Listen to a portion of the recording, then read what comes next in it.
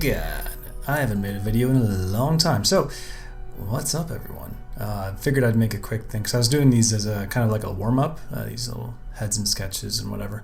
But I was noticing some drawings on Instagram and people posting, and there's a couple things that are kind of mistakes that a lot of people are making in terms of how to draw heads turned at a different perspective, right? So the whole three-quarter view question. So what I want to do is kind of just go over how to do that, just kind of a quick little guide. So let me just turn all those off. Actually, let's move them around.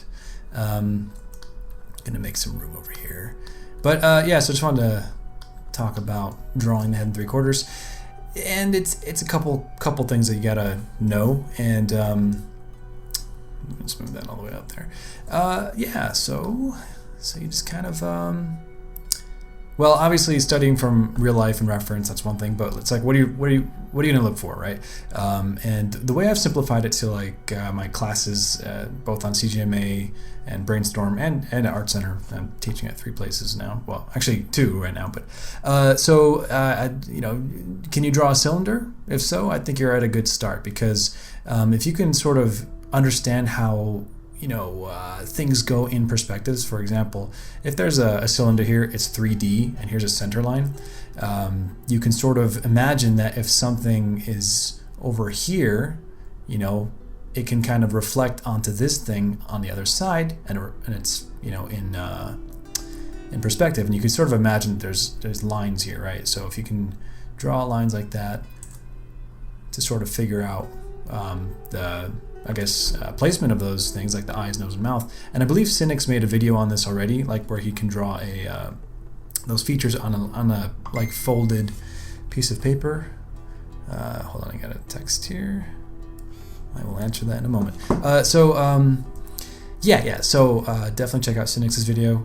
And by the way, he passed me in subs. I'm like, wait a second, that's unacceptable. How did this happen? I'm gonna give him a call later, or a text. Anyway, so so you have this, you're able to do those on a cylinder, and it's in 3D. And if you know how to draw things in perspective, you put an eye here, and you know that it's going to be reflected on against this center line, so it's about the same distance, about right there. And there you go. That's how you would draw it in that perspective, and you kind of have the nose over here, then the mouth. I probably made that line too low, but I'll probably put it right up here, right?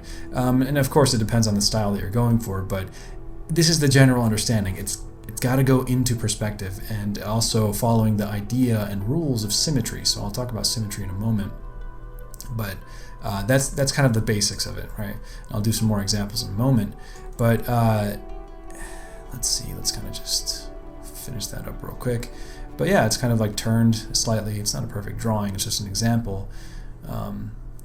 But yeah, let's move that aside and take another look at a different angle. So let's maybe do a little top-down, a little bit more of a top-down view, right? So there's your cylinder, you got a line like that. That's the center line of where the eyes are. Then the nose and the mouth, roughly speaking, and we got one eye here. You can imagine the center line being there, and the other eye is going to be smaller visually. It's not actually smaller, kind of crammed in there, right? So then the nose goes here, then the mouth goes there. Now, another way to think about this is, because I've seen this kind of happen as well in terms of mistakes. One moment. Let me just lower the opacity of this. Now, sometimes the eye, you'll get to drawing this eye over here, right? And it's like all the way out on the edge of the face, like it's trying to escape, right? So this is wrong. Don't do that.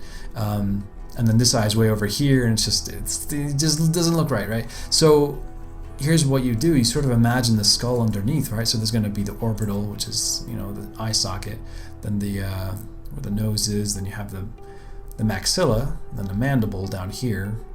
This is the jaw, right?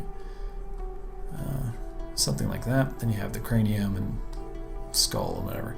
Anyway, so if you can imagine that there's actually a skull underneath there, this is probably going to be over here, a little bit closer in, something like that. You can lower the opacity of that, but also imagine that the eyeballs are actually floating spheres, right? So they're going to be 3-dimensional spheres. You can imagine their wireframe like this, like not, as if they're like floating globes, right? And then the other one's going to rest in that little eye socket there, right? And then you could sort of take this away. Let's move that aside, and you imagine that it's resting in there. You're going to see the, actually let's bring it back for a second.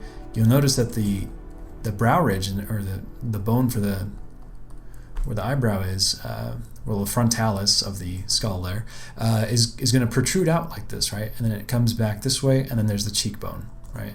And so that's, you know, one start, right? And from there you could lower the opacity of these and say, well, you don't want the eyes popping out entirely, but you can sort of imagine that the tear duct is here and it ends over there, and you sort of draw over and orient the line on top of the sphere or the globe thing as if they're eyelids, right? And then you could sort of see it like that. You have the eyelashes and stuff. And over here on the other side, we're going to draw a little dot there. And then again, you're going to draw the eyelid as if it's, you know, continuing the wireframe on top of that eye. Oops, that's a messed up looking eye. But okay, and then it's like, okay, well then, you know, what about the nose? Do we put the nose, you know, because, you know, technically the nose is in between the eyes. Do you put it here?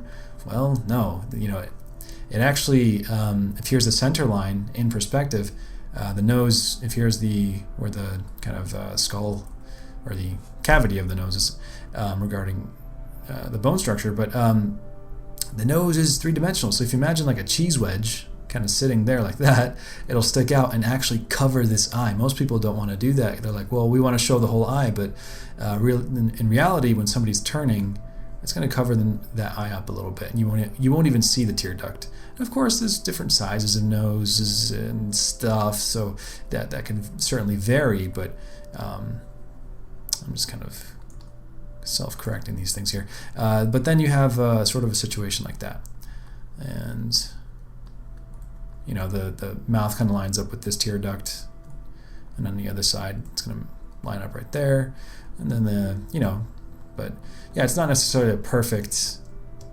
drawing, but it's the general idea of what you would need to do. I think the tear duct is probably higher up like that, right? And so I definitely recommend understanding the skull structure underneath, and then certainly pay attention to you know, real life examples, like grab a mirror, 2 mirrors, and kind of see what happens when you turn your head, and look at it from the side and stuff. Anyway, so that's that.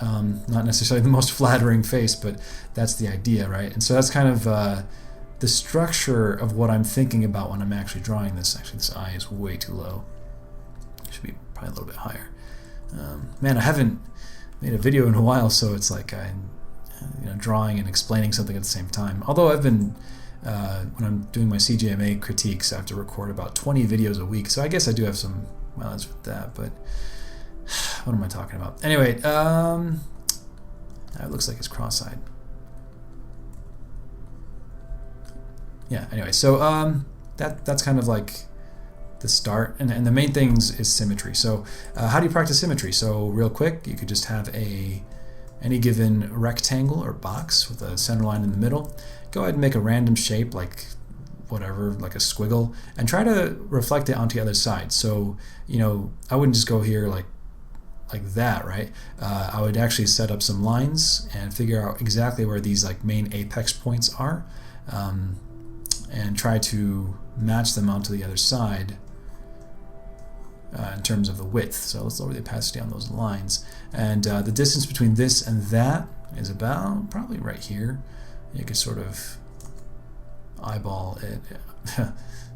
Pardon the pun. So it's not perfect, but because I'm not really spending too much time, but this is one way to practice symmetry. If you can do symmetry in an abstract sense, you could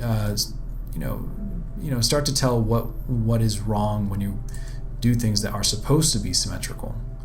So, and if you could do it like this as it's flat, then it's one step closer to being able to do it in perspective. Yeah, this video is kind of all over the place. It's been a while since I've actually made one for YouTube, so it's a bit different. But yeah, it's probably way off. Let's kind of actually test that. That's fairly close. Yeah, not bad, not bad. So that's my recommendation for practicing symmetry. So if you can do that in flat, you can certainly do it in perspective, like this. There's a center line. If there's any given shape like that, right, you could sort of imagine that the perspective lines would follow through, like this.